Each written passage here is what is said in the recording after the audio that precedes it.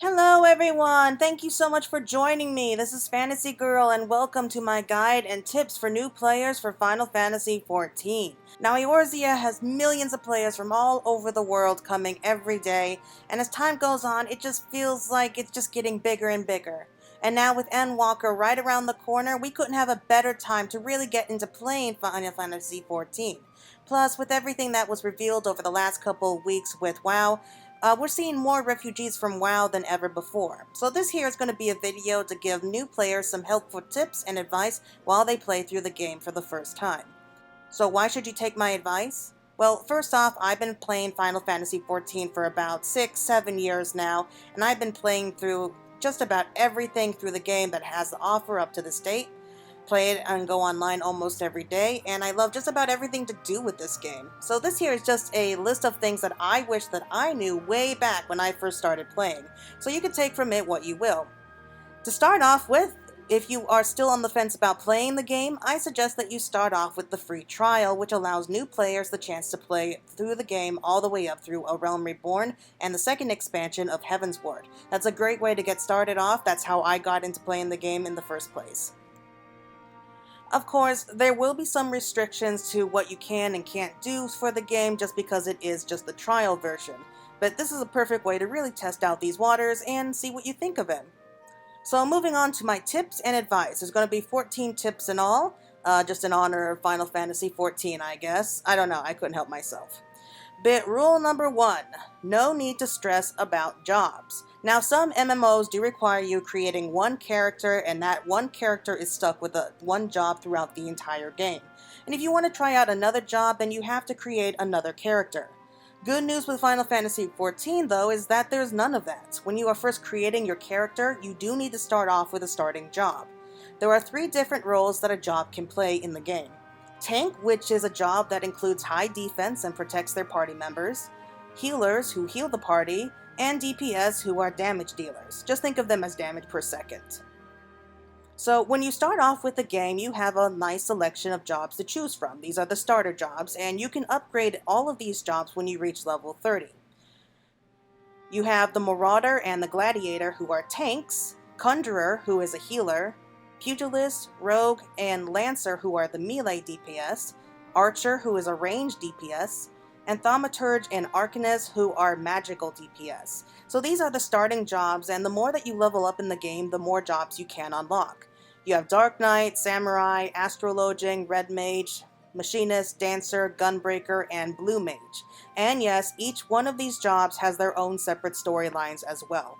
So the best part about all these jobs is that you can level them all up if you want to. You can play any job that you want at any time. Your starting job is just that. It's a starting job. It's just something that you need to pick so that you can get into the game. After you reach around the level 10 to 15 mark, then you're free to go off and choose whatever other jobs that you want to play as. You started off as a gladiator, for example, but you decided you prefer healing. That's okay. Go ahead and join the Conjurer's Guild or one of our other healer jobs. You decided that you like playing DPS, but you prefer to be a ranged DPS rather than magical? No problems! You can unlock any and all jobs in this game. If you need proof, this is my character, and I've already gone ahead and leveled up each job and can switch between them whenever I want to. So you don't need to stress on picking out a job in the beginning. Sure, your starting job will determine which city you start off in, but that's not a big deal at all. Just take your time in deciding what's best for you. Next up is the HUD system. This is where you find it surprisingly customizable. You can very easily change the screen to however you want it. Experiment, play around with the different parts of the system, and work in a way that you can arrange and feel comfortable with and can see everything you need to see. I actually had a lot of fun moving the different parts around so that I can actually better experience it with myself. Once I realized that I could change things around to clear my screen, it was a lot more fun to play, especially since when it wasn't as crowded. Number 3, ignore the side quests. Now, I know what you're thinking. I mean, a lot of people have like this itch to go ahead and complete all of your side quests, and it's important to do the side quests, but in this game, side quests are really best when you're just starting off with a job and you just maybe need a little extra kick to help get you that level up.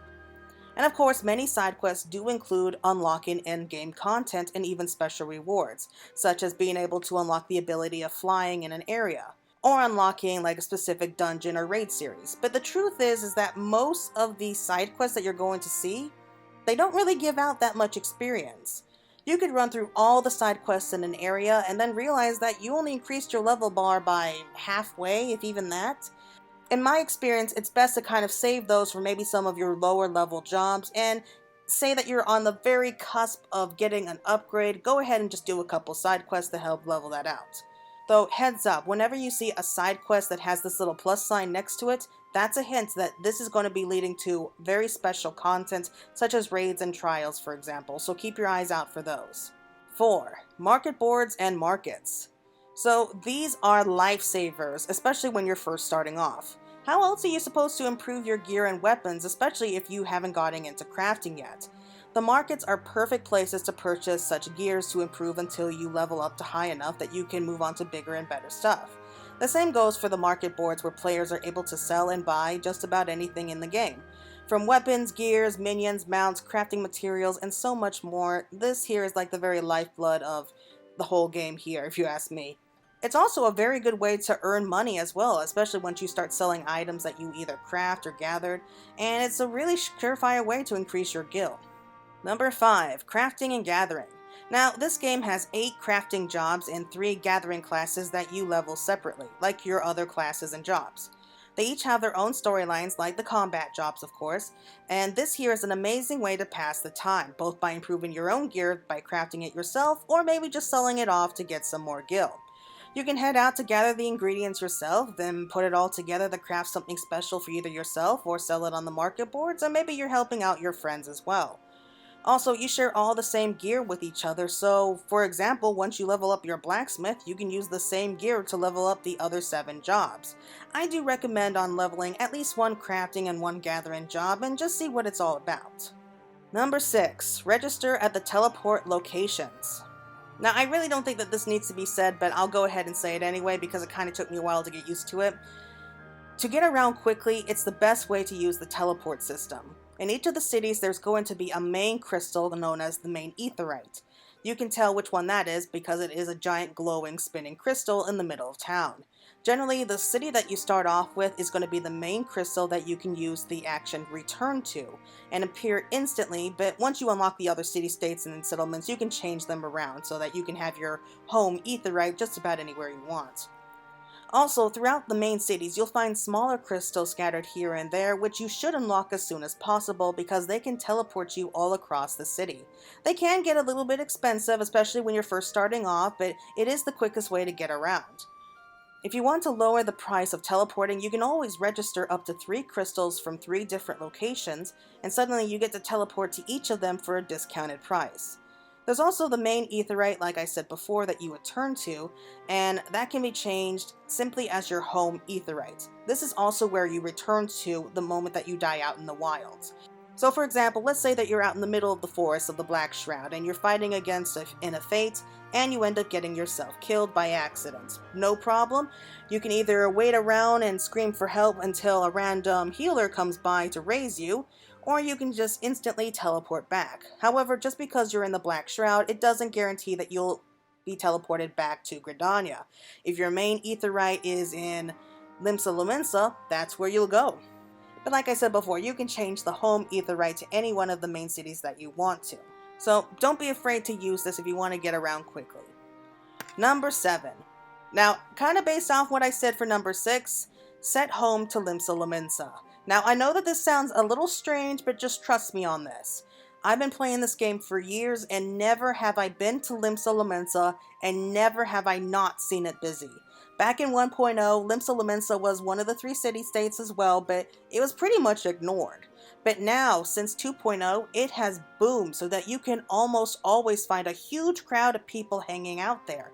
Maybe it's due to the fact that the markets are just right next to the main aetheryte, but this place is always so full of people that if you're looking for friends, a new free company, or just looking to converse with some new players, I say that this is the best place to scout them out.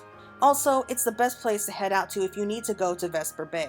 During the main scenario quest, you're going to be required to head back to Vesper Bay many times, and most take the long way through the desert. But if you teleport here and take the ferry at the end of Limsa's walkway, You'll be able to take a ferry directly there, saving you the trouble. By far the fastest route. Number 8. Notice your surroundings during battle. Now this seems pretty basic, but it's one of the most crucial surviving tactics that anyone can learn when you are first learning to dodge the area of effect or the AoE. When you are up against an enemy, they often use a red circle or puddle, as most people like to call it, where they attack. If you're standing in it when it disappears, then you will be hit for damage. So you have to dodge it. I know it sounds simple, but you would be surprised how few people seem to get that, especially in the beginning. Some AoEs can be hard to dodge though, and those at higher levels can be one-hit kills, so you need to watch yourself out there. There are also places that you can learn to dodge and fight lower level monsters while you're mastering your new techniques. They're often the simplest and best ways to learn to dodge. Number 9. Chocobo. I couldn't stop myself, I just had to put it there. Anyway, most Final Fantasy games, you'll find that we have these giant horse-like chickens called Chocobos.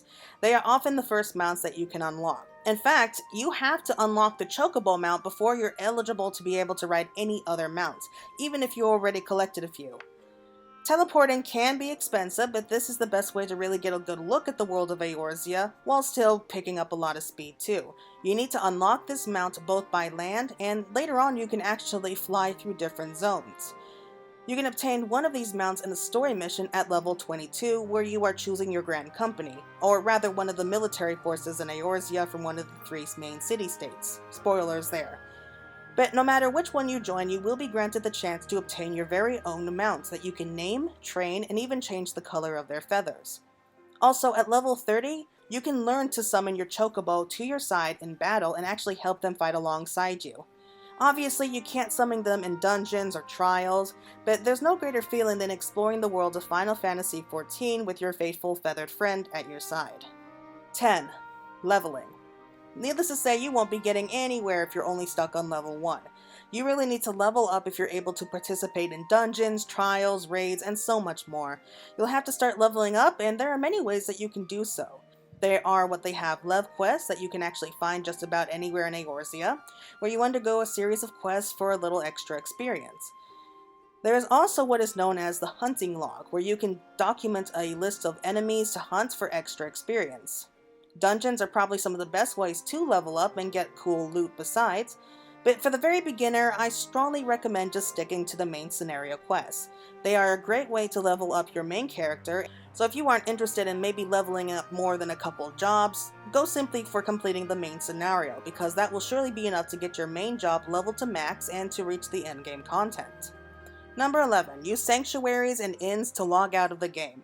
Now if you're wondering about this, it's simple. And some places, like the cities where there are no monsters and you have inn rooms, they are a great way to be able to get your character rested.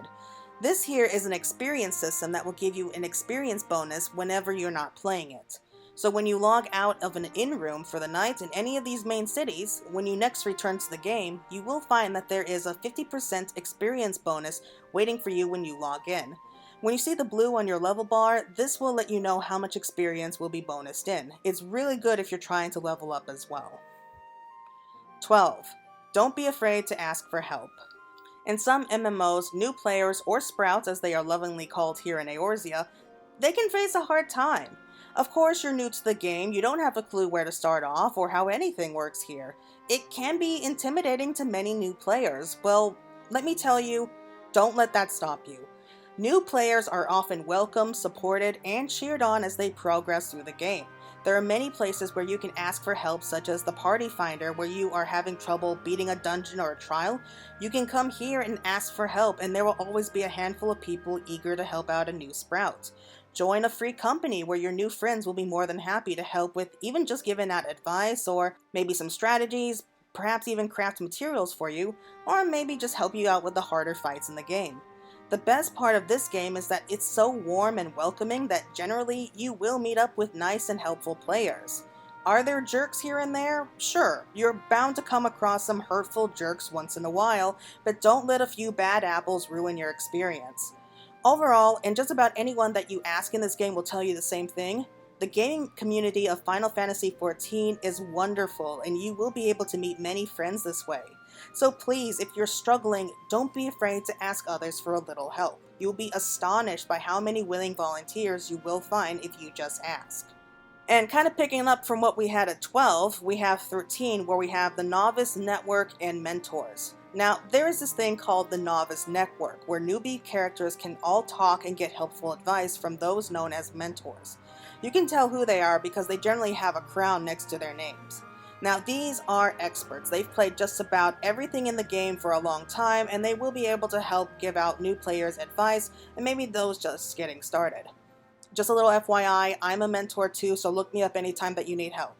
Anyway, the Novice Network is a great way to ask for advice on anything that you're having trouble with. And again, if you just ask, odds are that you will find someone willing to help you out with just about anything that's giving you trouble. And finally, number 14. It's a marathon, not a sprint. So that's the best way I can really describe it. It's a game, it's an experience, it's supposed to be fun and relaxing. This is my favorite way to be able to unwind after a long day at work. Just sit back and escape reality for a little while and venture through strange lands and fight monsters. Final Fantasy XIV at its core is a story, and it's one that deserves to be told and just takes a little extra time to enjoy and appreciate all the hard work and effort that went into these games to give us an experience like no other. Also, it's not all about fighting. It's a great way to be able to meet new friends and just hang out. Plenty of free companies have tournaments and contests for their members, while others even host open bars and restaurants so that other players can come and hang out. Get to know each other, just talk if you want to, no one's judging.